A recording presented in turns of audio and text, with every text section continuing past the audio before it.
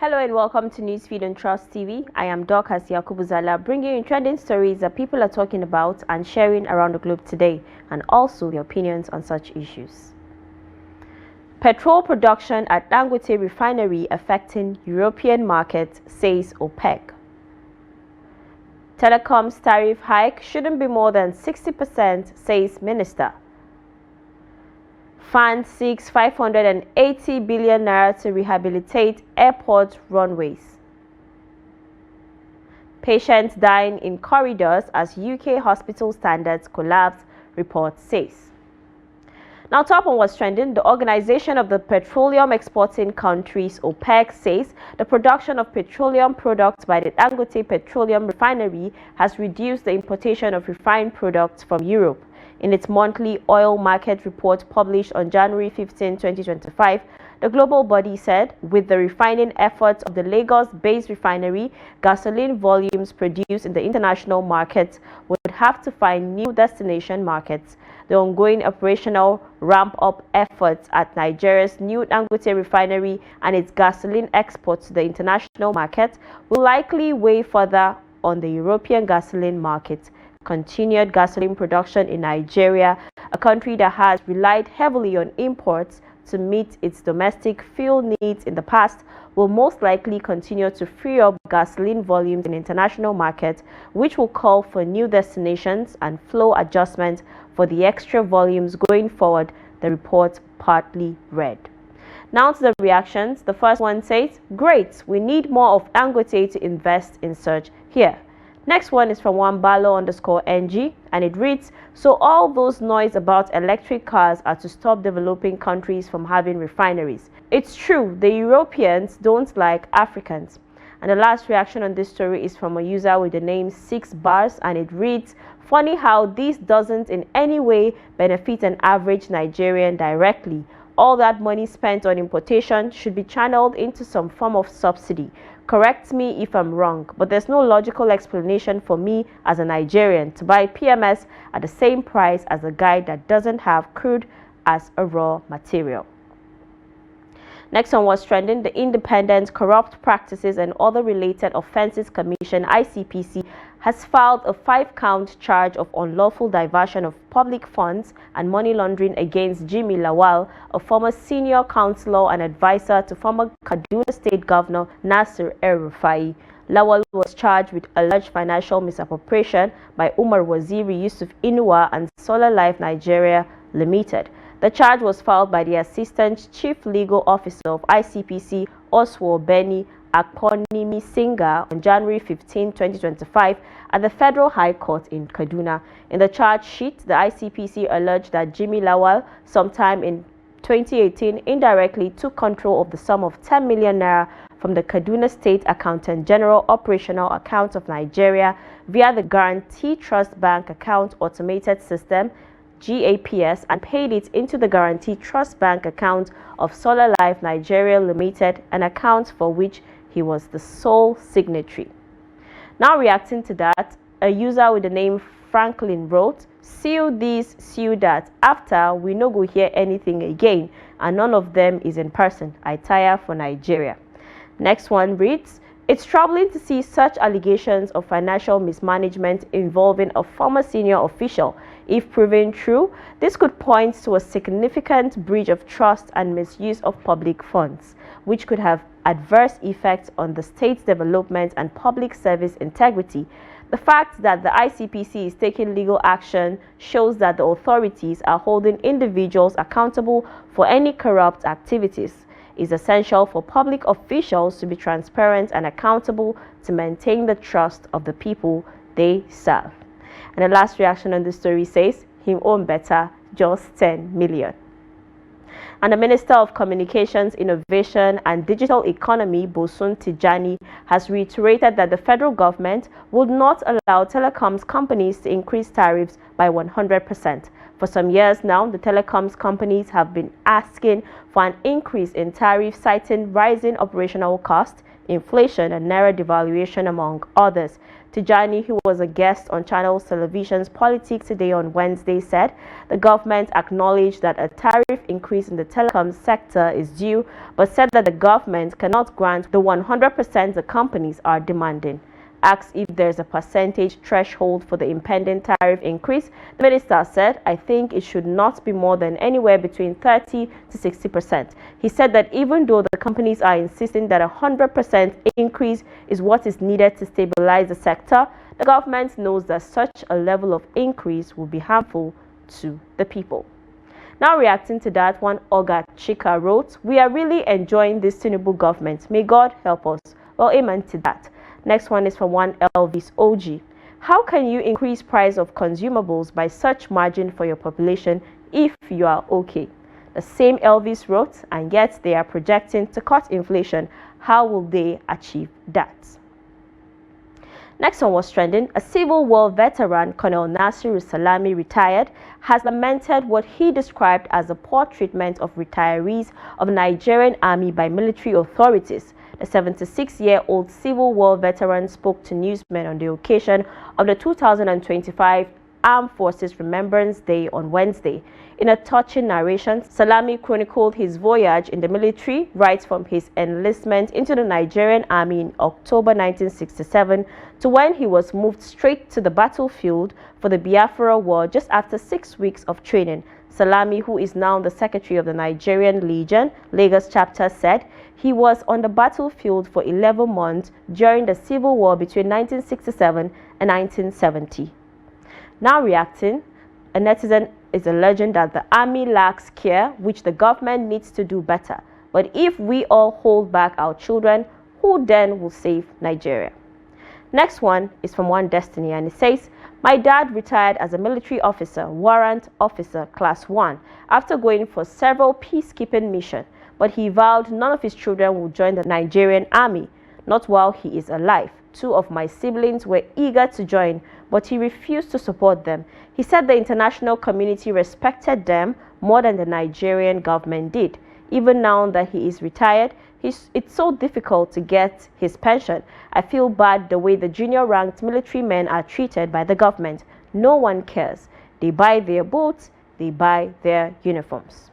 Next reaction reads, "I have a problem with past military head of state that have led this country in the past on this issue. They know what sacrifice army are contributing to the society, and many have lost their lives. Why can't they fix this problem for their colleagues? They even drafted the constitution that allows politicians who contribute allegedly nothing to the country to go home with bogus packages, while military or law enforcement agencies who are more valuable to the country than them are receiving peanuts."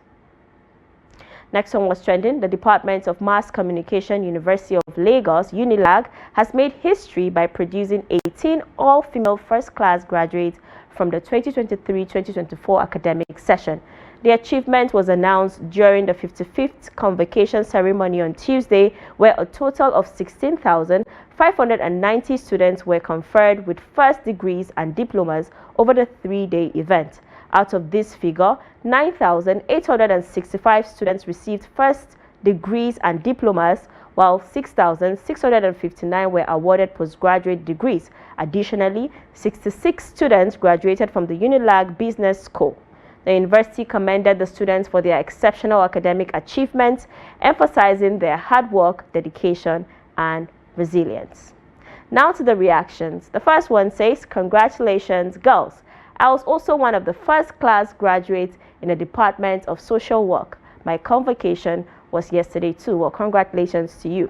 Next one is from one Umi Cutie, and it says, "True, women like Amebo. Congratulations to them." Well, mass communication is not gossip. And the last reaction on the story says, "Girls are taking over the world." Now let's go on a quick break. We'll be back in no time. Do stay with us. Welcome back. In case you're just joining us, you're watching Newsfeed on Trust TV. Now, the Federal Airport Authority of Nigeria, FAAN, has said it requires 580 billion naira for the rehabilitation of runways at airports nationwide. The managing director of FAAN, Mrs. Olubumi Kuku, lamented the state of the runways in the country on Wednesday while receiving the permanent secretary of the Ministry of Aviation and Aerospace Development, Dr. Ibrahim Kana. Kuku said the runways built in the late 1970s have outlived their lifespan. She added that aside from the runways, other airport infrastructures such as terminals also need major rehabilitation, stressing that this has been affecting operational efficiency and safety. Now to the reactions. The first one says, "What's wrong with the old runway?" Next one reads, "Yes, true, they really need the runway. They want to construct the first ever runway, which will be constructed in the sky close to the blue clouds. The white clouds can't withstand the construction work, so they will have to construct the runway in clouds." Last one says, "How much to build new airports?" Next on what's trending, the Minister of the Federal Capital Territory, FCT, Nyesom Wike, has revoked the allocation of 568 lands in the nation's capital, Abuja, over unpaid certificates of occupancy fees. The FCT administration, in a public notice, said the allottees of the plots of land in Maitama 2, Cadastral Zone A10, Abuja, failed to pay for their certificate of occupancy C of O bills after the expiration of the grace period granted by the minister. The notice said the allocation of the plots of land has been withdrawn pursuant to the provisions of Section 28 of the Land Use Act of 1978 for contravention of the terms of grant, which obligated the title and interest holders to settle all bills. The general public is, however, invited to know that allottees title holders who have completed their payments on or before 15th of January 2025 are not affected by this publication. And the first person to react to this story is one Chinaza Vivi, and her reaction says, "When he was a governor in Rivers State, C of O was issued to every interested party. The Ministry of Lands generated enough revenue to the government. He is still doing the same." Next one reads, "Oh yes, Nigerians don't like paying taxes and we want good government. How?" The last one from this story says, "Hope he's preparing to be in the office forever, cause people will go do him own still dey gym." Now, a traditional Nigerian dish, akara, has become an integral part of Brazilian cuisine, earning an annual celebration known as the Acarajé Festival. The dish, a deep-fried cake made from beans, was reportedly introduced to Brazil by enslaved West Africans who were taken from their homelands to South America decades ago. In West Africa, particularly in Nigeria, akara is a staple food that can include various fillings such as fish, eggs, and vegetables. Akara is typically fried with either vegetable oil or palm oil and is often served with other foods such as pap, bread, or custard. According to TRT Africa, acarajé has evolved into a popular street food in Brazil, especially in the northeastern state of Bahia. The dish is traditionally prepared and sold by Brazil's Baianas women who proudly carry on the culinary traditions of their enslaved ancestors. It also noted that the dish has become a significant part of Brazilian culture, with an annual festival held in Rio de Janeiro to celebrate its enduring legacy. Now reacting to that, someone said, "When we condemn the originality of our dishes, someone else will glorify it and then we will complain it's not done correctly." Next one says, "Before you think you know better than them, remember their ancestors were frying akara in Nigeria before they took off." Next one says, "It's still our people frying the akara. They were kidnapped and shipped to North America." Finally, UK patients are coming to harm with hospitals so overwhelmed people are dying in corridors awaiting treatment amid a collapse in care standards, a report said Thursday.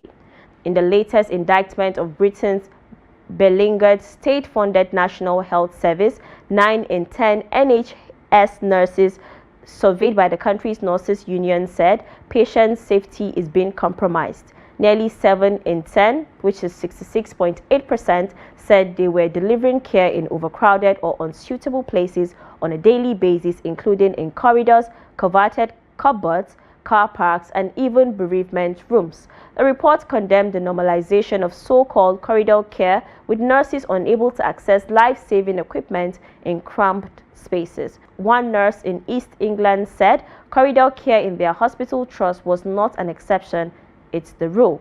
Last month, some 54,000 patients in emergency departments in England had to wait over 12 hours until a hospital bed was available. And that's a wrap on the program today. Do also follow us across all our social media platforms for more programs, news, and documentaries.